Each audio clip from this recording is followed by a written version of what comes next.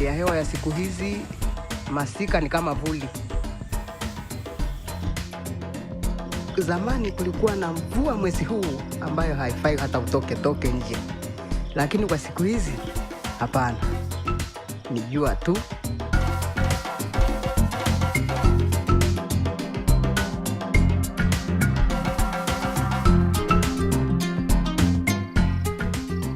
For decades, along the flanks of Kilimanjaro, families have flowed from the Vudee Highlands and Bangalala Midlands to the Ruvu-Mferejini River Valley as one way to cope in times of drought and hunger. As in any family, the decision to move is rarely an easy one.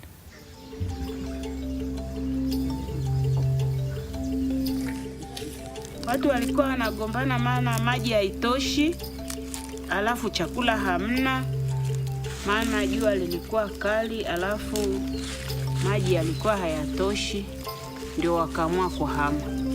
Sisi tukawa tunabaki kwa ajili ya familia ile inayosoma. Hilo ndio tatizo la kule. Wanalima wanavuna, lakini nao maendeleo ya shule hamna. Na sisi huku kilichotubakisha huku ni kwa ajili ya shule. Aminieli John Msuya lives in the highlands of Vudee. Her husband moved to the Ruvu-Mferejini Valley to farm and bring their family food, until he became ill. Ameugua sasa hapo akafariki. Lakini tangu afariki, mimi nalima mwenyewe na watoto wangu. Huyu ni mjukuu wa watoto wa kike. Mama yake huyu yuko Dar es Salaam. Nakaa na mjukuu ili nimpate wa kunichotea maji. Many families who moved to the river valley were able to avoid hunger and build better lives. But now, living in Ruvu-Mferejini has its own risks, with more frequent droughts, irregular irrigation from dams, and unpredictable rainfall patterns.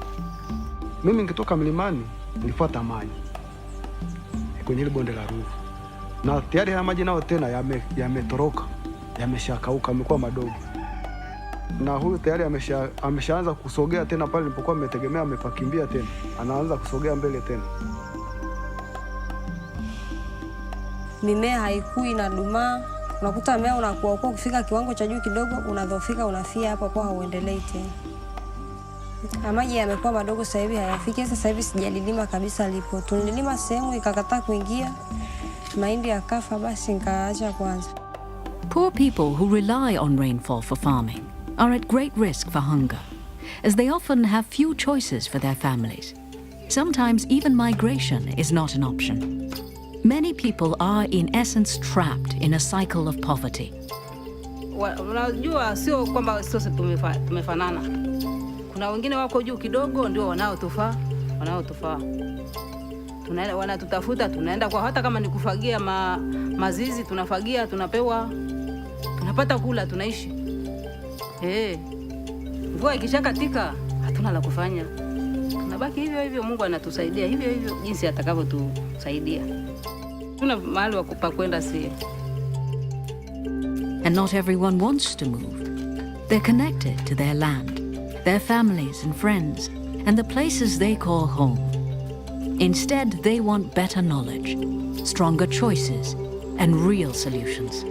Solutions that build on their skills and strengths, and ensure food security for their families, no matter how or where the rain falls. Kutoka mimi sitaki. Hapana. Nataka nikae nyumbani kwangu nifanye shughuli zangu.